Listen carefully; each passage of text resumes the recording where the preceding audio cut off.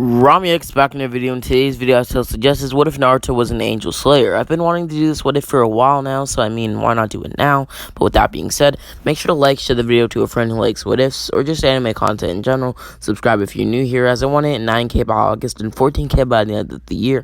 And with that being said, let's begin the what if. And if you are sensitive to certain topics like religion, please click off the video, or if you are sensitive to gore and things like that, as there are many other videos on the channel that you can enjoy. But with that being said, let's begin. For starters, angels will live among humans and are going to be praised no matter their status. God can also appear once every year, and the Namikaze clan is going to be a distant relative to the angels. As such, Naruto will have angel wings. I'll get into this later on in the what if, but we cannot begin. It was a beautiful day on the night that Naruto was born, as beautiful as the Nine-Tails Jinchuriki's birth could be. Naruto would be born inside of a monastery, built by angels, and crafted by them as well. Naruto would then be baptized, as he would be lifted out of the water, as the Nine-Tails would then be sealed within him. Minato and Kushina would then pass on, as a priest in the room would hold Naruto, blessing him, as a few years would pass, 6 years to be more exact. Naruto would be walking in the forest as he prayed to meet God, while in a secluded forest, as he, in a way, was meditating. Naruto then prayed for him to meet God yet again, as a lightning strike would then be heard, and the ground close to Naruto would start to shake, causing Naruto to stand up. What is this, Naruto thought, as a light beam would appear, as God would appear. Who is he? No, what is this, Naruto thought, as he saw the outline of a figure. The light would then clear as a man would appear, gazing at Naruto. I am God, king of all angels, the man would say. Naruto would look at God, or this self-proclaimed God, as God would then strike Naruto with lightning, causing him to fall to the ground as he was charred. Naruto would scream in agony, "Why must you hurt me? You are a demon. The beast that lurks within you, it is a demon, and anybody who possesses wings but is evil is a fallen angel in my books." Wait, what? I am not this beast. I don't even know what this beast is. I'm not evil, am I? Naruto thought this as God rushed towards him, or this godlike deity. Naruto would then block as this god would appear behind him, grabbing Naruto's wings and ripping them from Naruto. Naruto was also praised a little bit, but because of his Nine-Tails origins, he was nowhere near praised as much as the average angel. Naruto's wings would then be stripped from him by the supposed god, as Naruto was no longer an angel descendant with wings. He was now a fallen descendant of his clan, who had been stripped of his wings as a result of having the Nine-Tails, a demon-like fox, within him. Blood would fall from Naruto's shirt, as there was now 2 vivid holes in Naruto's back. Naruto's eyes would fall into the back of his head, as he would ask this god for forgiveness, saying, "Please, if I am this beast, how can I change? What must I do for atonement?" Nothing. You will always be a fallen angel. Naruto's body would then collapse as he tried to crawl to the god, but no matter how hard he tried, no matter what he said, he couldn't muster up the strength. He would then wake up 2 days later in a hospital bed, as a doctor would ask Naruto what had happened, as he had been out cold for 2 days. He would then say that he could not remember hearing a voice as he walked out of his bed. The doctor would then tell Naruto to sit down, as Naruto would shake his head. "I'm fine." This voice called on Naruto as he would rush out of the building until stopping at a nearby cave. In this cave, there was a sword inside of a cave rock. Surprisingly, there was a sword inside of this rock. At least this was surprising to Naruto. Naruto would then grab onto the sword as he grabbed onto it, trying to pull it out with all of its might, as he kind of viewed himself as an it and not a he, as his experience, I guess you could say, with God was, well, it changed him. It made him think of himself differently entirely, and made him think of himself as a demon, a beast, if you will. All of Naruto's memories about his experience with God would quickly vanish from him as he touched this sword, as he would then try pulling it out lightly, as it would quickly fly out and into Naruto's hands. As Naruto touched this, he would remember everything that had happened in a quick snap. Naruto would then be teleported to an area where he could see a warrior standing still. This warrior would walk over to Naruto. I have been greeted by God as well, but he is not true God.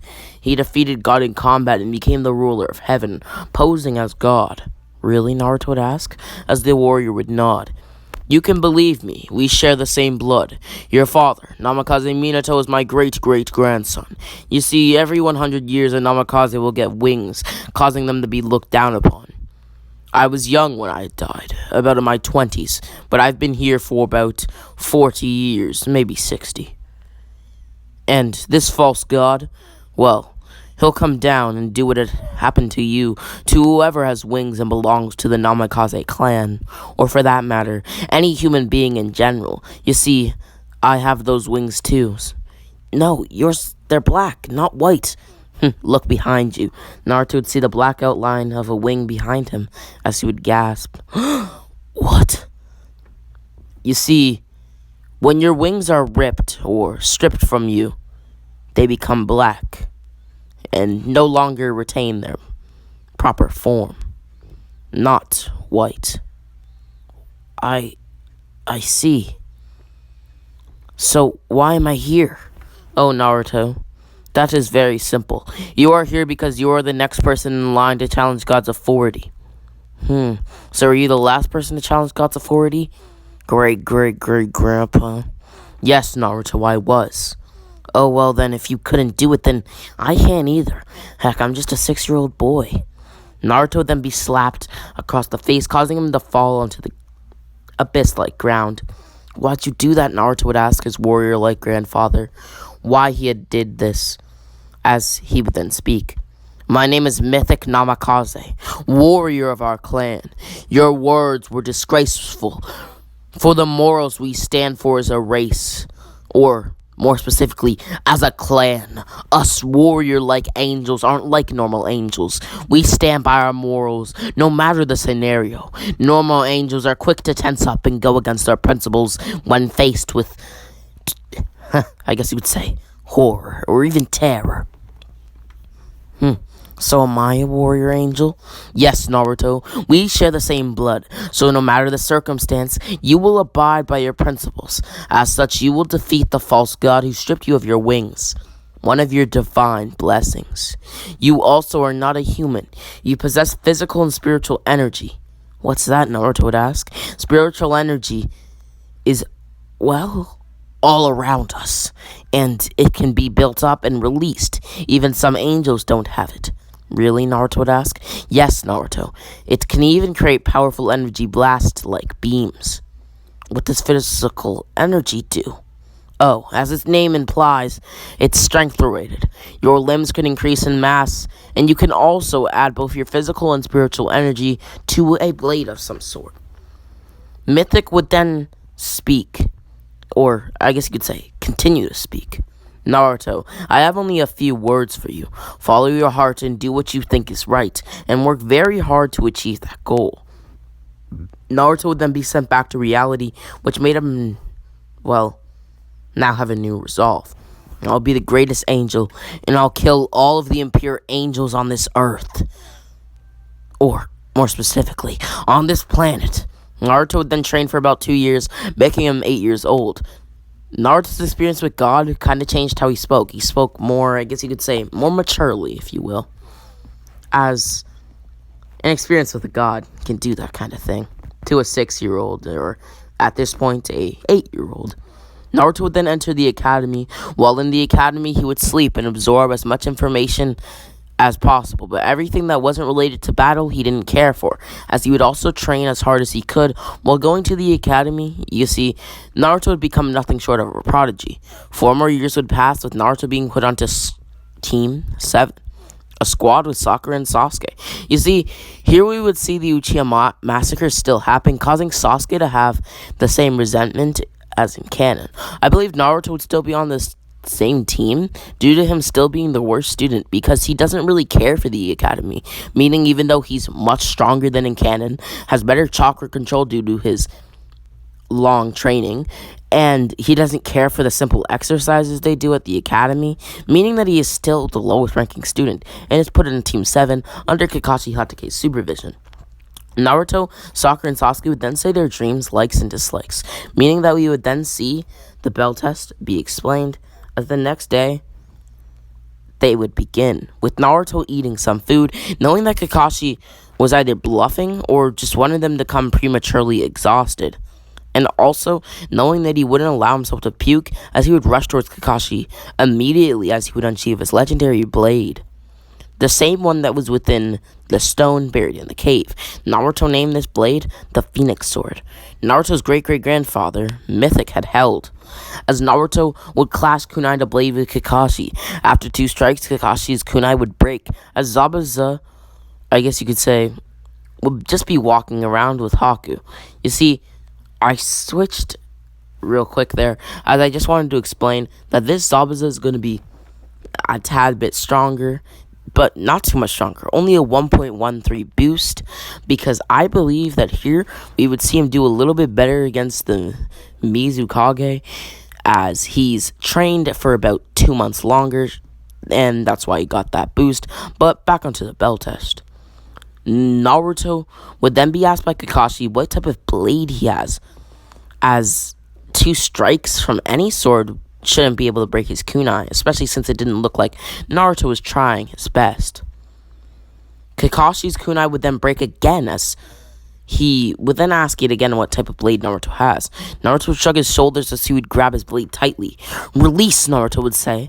Light would then appear around Naruto. This was spiritual energy. Naruto would then push his blade forward as a light blast would hit Kakashi, sending him flying into a nearby rock. Kakashi now had many scratches on his body as he would cough up blood. Kakashi was amazed at how strong Naruto was, because from what he had heard, Naruto was at the bottom of the barrel, the lowest in the academy. But to his surprise, this was untrue. Kakashi would then be jumped by Naruto, who would appear behind him, elbowing him in his back and causing him to fall to the ground. Something that made Kakashi now intrigued at how strong Naruto was, as he would create a mud wall to build distance between he and Naruto.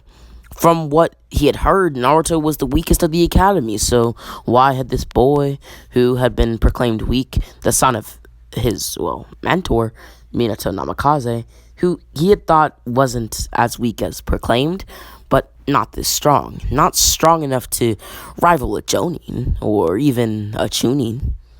Naruto would then release his physical energy, as his biceps would bulk up, and he would crush the mud wall in 2 slices. Kakashi would watch as Naruto step towards him. Now both of Naruto's arms would increase in size, as Kakashi would now activate his Sharingan, using 2 kunai as he would throw them towards Naruto. Naruto would quickly slash them away, as they would both fall to the ground and shatter. Kakashi would now ready himself, as behind him, a large fireball jutsu would be fired off from Sasuke Uchiha to hit Hatake Kakashi. Kakashi would quickly avoid each of their attacks, jumping high into the air, as Sasuke would then tell Sakura to throw a kunai at Kakashi, as he would watch the kunai come to him, or flow towards him, if you will, using the perceived movements of the Sharingan as he would dodge this kunai while airborne. He would then land on the ground as Naruto and Sasuke would stare at Kakashi.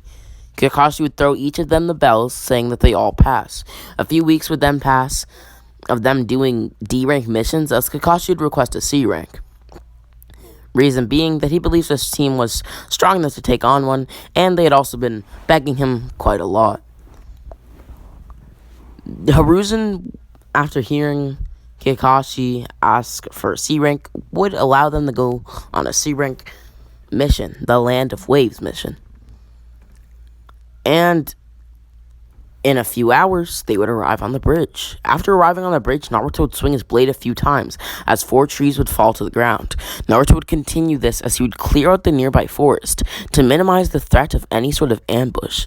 Naruto knew that even though the mission was classified as a C rank, the, second lowest ranked mission that you could possibly get as a genin, or as any rank for that matter, They were outside of the village's borders, meaning that anything could go wrong and anybody could show up, as well as the fact that he felt as if Tazuna was hiding crucial information from their team, an angel's wit, if you will. A few hours would pass as Naruto would sense the presences of Zabuza and Haku, telling his team to stay on guard.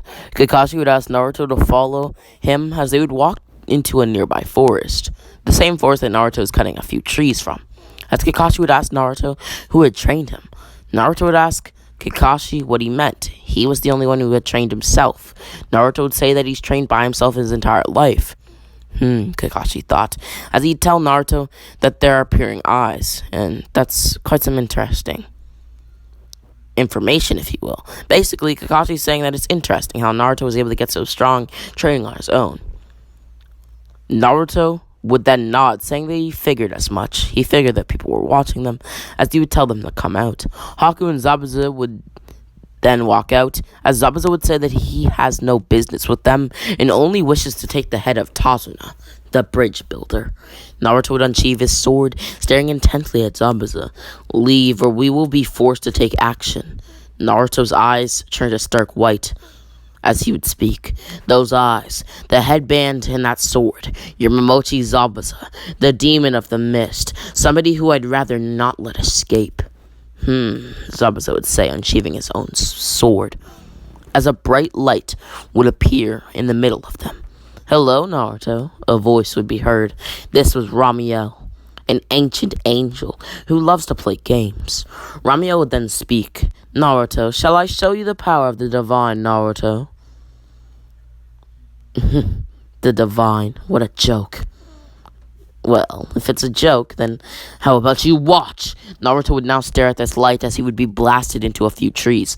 Naruto would now stand, with his hands bloodied, as he would spit out some blood, as he had blocked the beam with his hands. Ramiel, huh? We'll say goodbye. Today's the day that I slay you, you and pure angel. And with that being said, this has been What If Naruto Was an Angel Slayer. I hope you all enjoyed. Make sure to share the video to a friend who likes what it is, or just anime content in general. Like the video, subscribe as I want to hit 9K by August and 14K by the end of the year. And as always, Ramie